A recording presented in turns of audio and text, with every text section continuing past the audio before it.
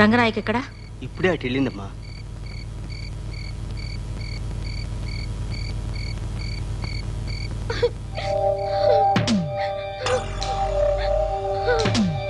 అసలు ఇప్పుడు ఏం జరిగిందని ఏడుస్తున్నావు? నాకు మా బావ గురించి తలుచుకుంటేనే భయం వేస్తోంది.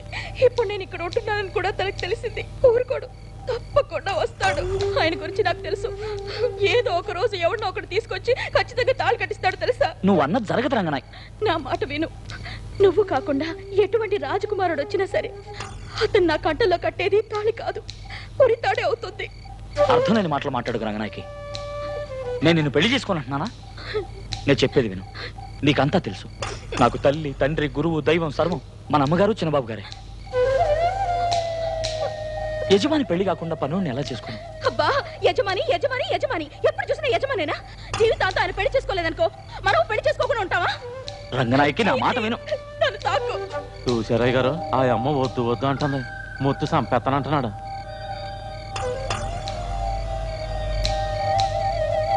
ఆ అమ్మ ఎవరినో ప్రేమించిందంటే అది తెలుసు కూడా తన్నే కట్టుకొని బలవంతం చేస్తున్నాడు. చూడండి చూడండి ఎట్ట బెదిరిస్తున్నాడా. పాపం ఆ పిల్ల దినదినగండంగా బతుకుతోంది. ఆఖరి మాట విను. నువ్వు అమ్మగారితో చెప్పి ఎలాగైనా మన పెళ్లికి ఏర్పాటు చేయలేదు. నేను నీతో మాట్లాడను, ఈ జన్మలో నీకు కనిపించను. ఇదిగో చూడు రంగనాయకి వెంబడిస్తున్నాడు చూడండి.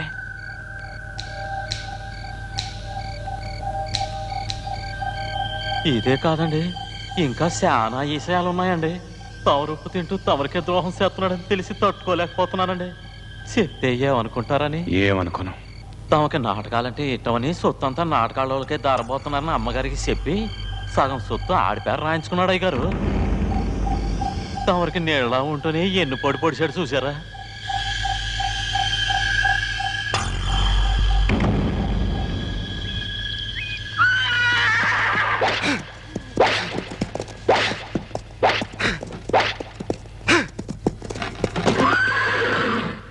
అయ్యగారు, గుర్రాలు కాలటం లేదు అయ్యగారు. వాడు పెంచిన గుర్రాలు కదా, వాడి బుద్ధిలో వచ్చుంటాయి. తా టూడేలా కుట్టి తీసుకుంటావు.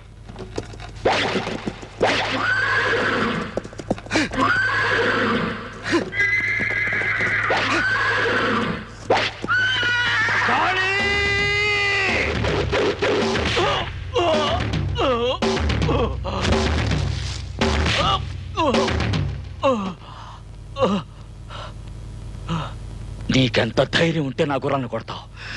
నా బండి ఎక్కడానికి నీకు అధికారం ఎవరిచ్చారా? నేనే వాడికి అధికారాన్ని ఇచ్చా. ఇంకెప్పుడు నీ చేతులు వాటిని తాకకూడదు.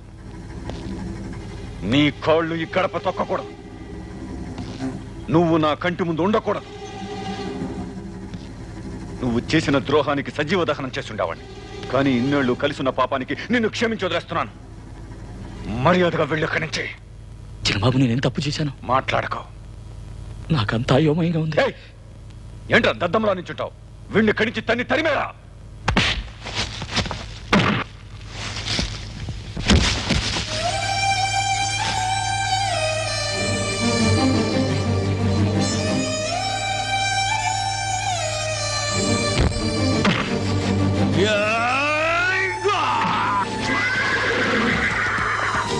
అయ్యో ముత్తు,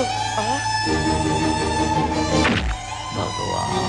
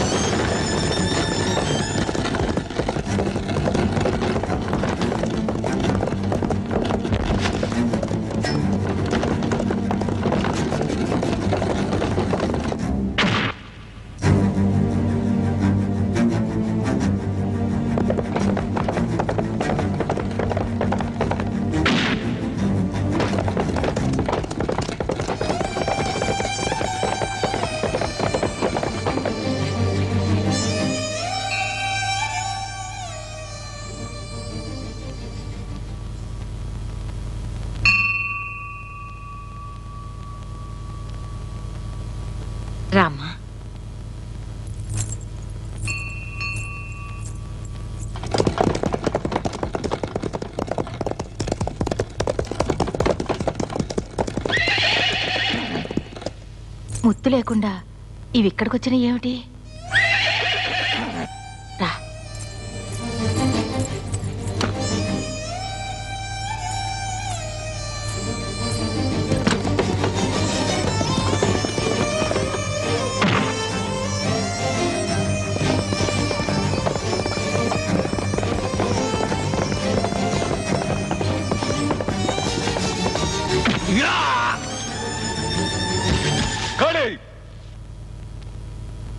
ఇంకా వెళ్ళకపోతే నేనే వీడిని మెడబట్టి బయటకు గంటుతాను. విసిరినదా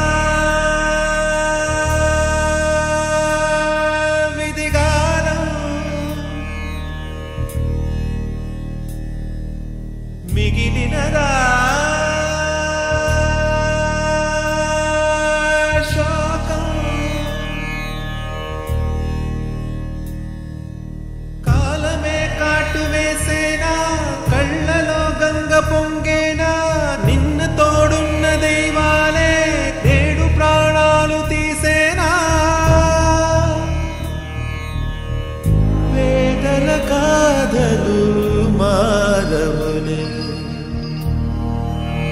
న్యాయ దేవత కళ్ళున్న చూడదులే ఆవుతో కపామంటూ సాక్ష్యమివ్వగలవు పొదుగులోంచి కరళాన్ని పిండి చూపగలవా ఇంటి నుంచి వెలివేసి వెళ్ళగొట్టగలవు మనసులోని నా రూపం చెరిపి వేయగలవా అంతరాత్మ ఓనాడు నిన్ను నిలదీసేన నేరం ఏమిటని నా నేరం ఏమిటని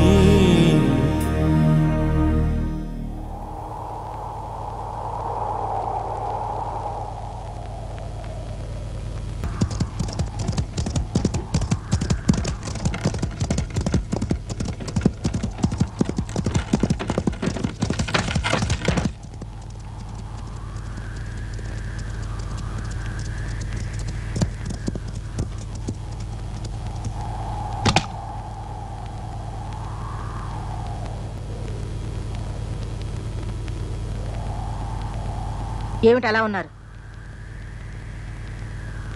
ముత్తేడి ఏ చలపతి అమ్మా. రైట్.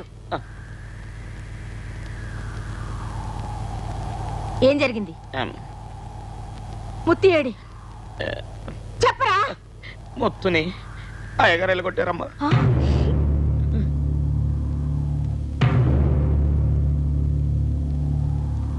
రాజా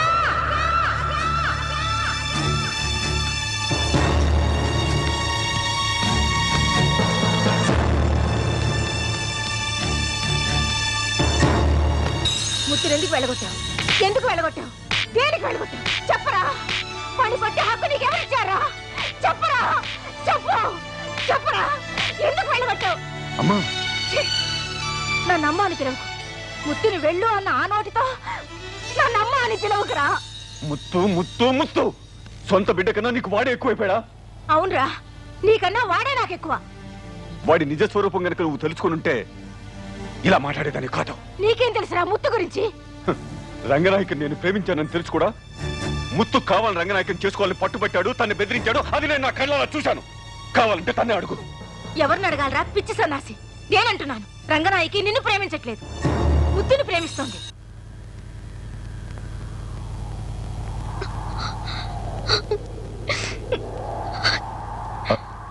అమ్మన్నది